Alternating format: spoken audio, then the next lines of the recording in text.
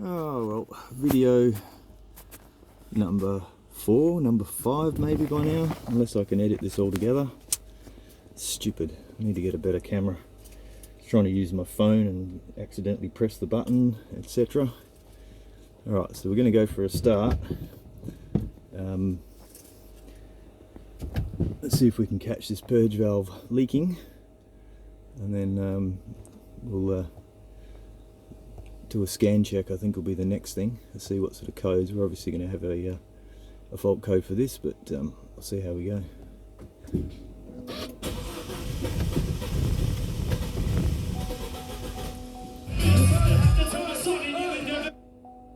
Apologise for the lovely music. That was interesting, difficult start there. We'll just give it another try.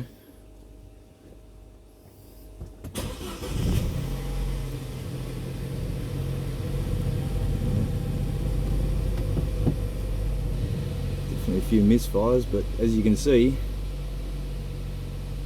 we've got nearly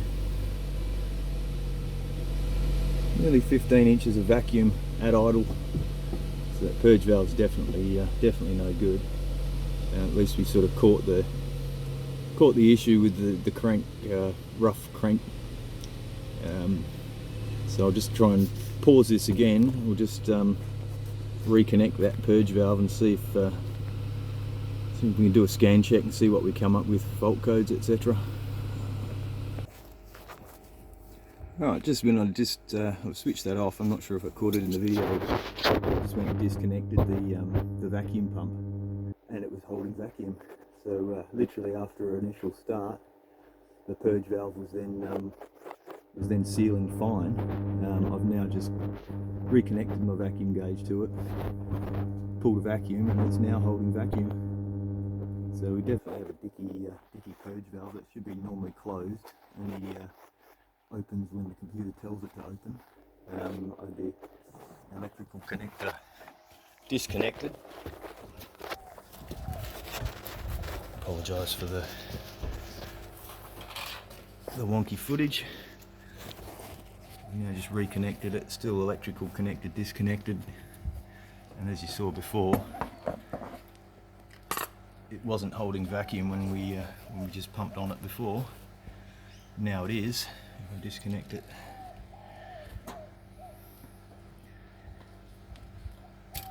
and now it's holding vacuum. So it looks like once it's running, it's possibly working to a point, and then after a decent run, it's sticking open.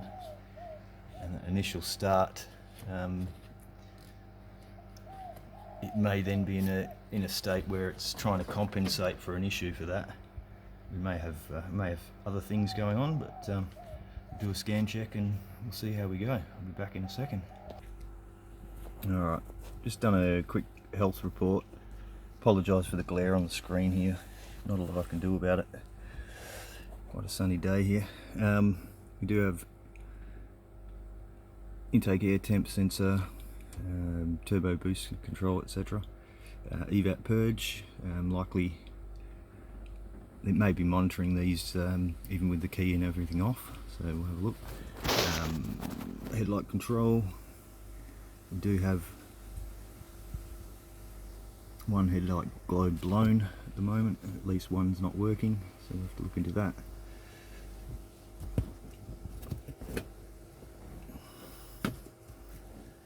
Let's see if we can get this any better. Silly. A little bit better.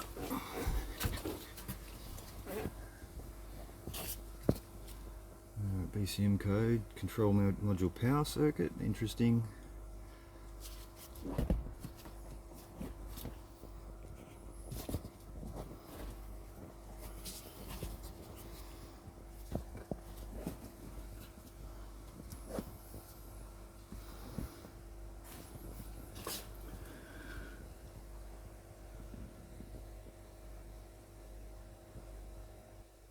This inverted run crank power relay, interesting. That one's another interesting one. The rest are looking okay.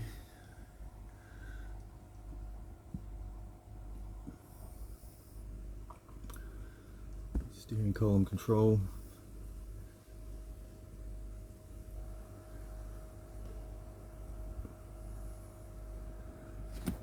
Flow control circuit. Might need to do a run check and just look at some live data.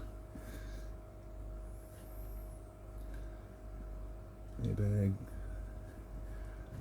Headlights. Alright, well.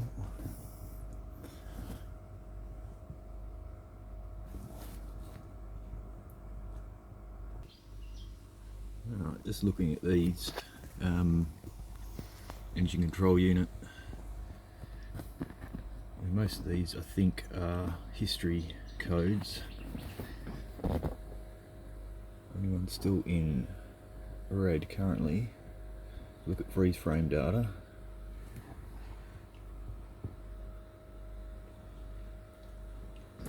And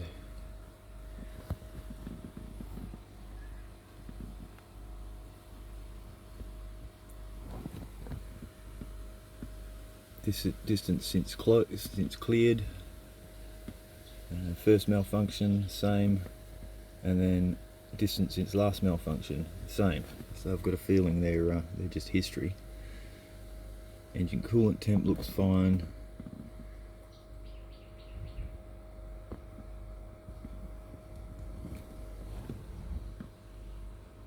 On time, off time 13 hours. Run time 0. Closed hood position. Okay, interesting. I've got the bonnet open. It tells me the hood is closed, which is interesting. But it is freeze frame data, obviously. So ignition signal off.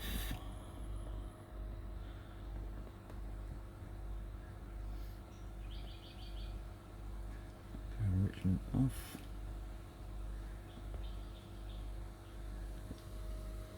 Warm up since DTC's cleared, 228. It could be just history by the look of it. I may end up having to just go in and clear a few codes. Long-term fuel trim. It's taking fuel away, so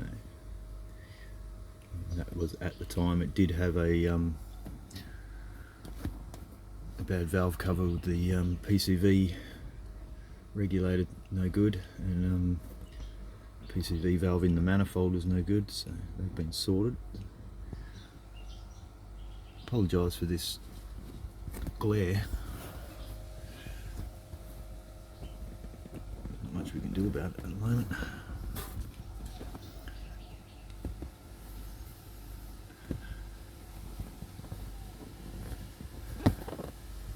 We'll just hit report.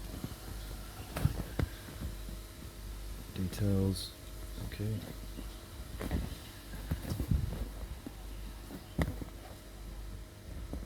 Okay.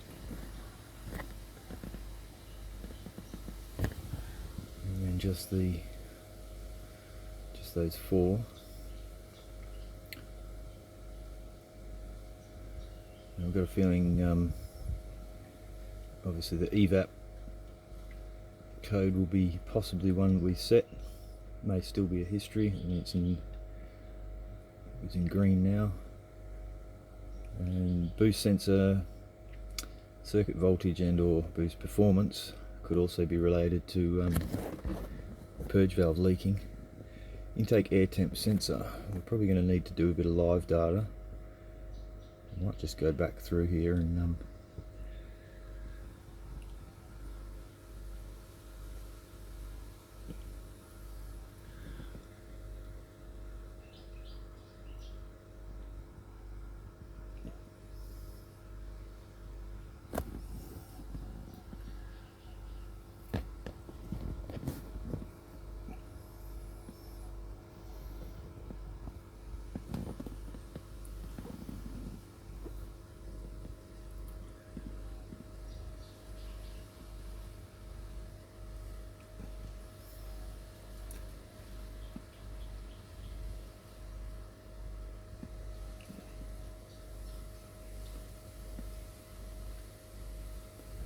the check engine light's not on currently, so exhaust cam, intake cam could still have a possible some possible intake exhaust cam actuators or solenoid issues. Alright, I'll be back in a second. We'll just have a bit of a look at a few things. Alright, just going through and doing a bit of a code clear. Cleared the ECM, next scan check, come back all clear. So I'm just going to go through and just clear some more DTCs.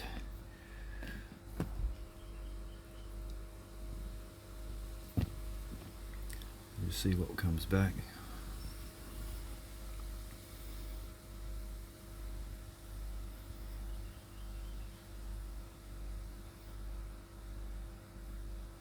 You may just need to clear a lot of this stuff out, get the lady to drive it, and then just see what comes back. Let's have a look.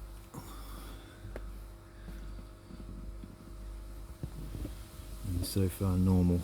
Obviously until we run the engine etc we won't be 100% sure. So I'm going to do that now. I'll do another report on that.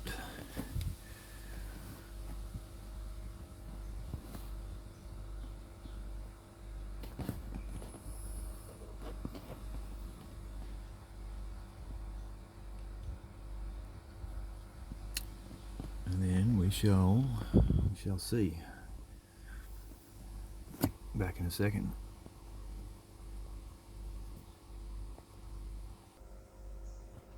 Alright, so I've just given this a bit of a run. Everything looks fairly good. Gone through and double checked a few things, cleared codes etc, done a rescan, all looking okay at this stage. Maybe yeah, still an underlying issue. I'll need to get the lady to drive the car, but we definitely need to look at replacing the coolant bottle, the purge valve, and then we'll see what comes back now that we've cleared everything out. We'll hopefully get back to you soon.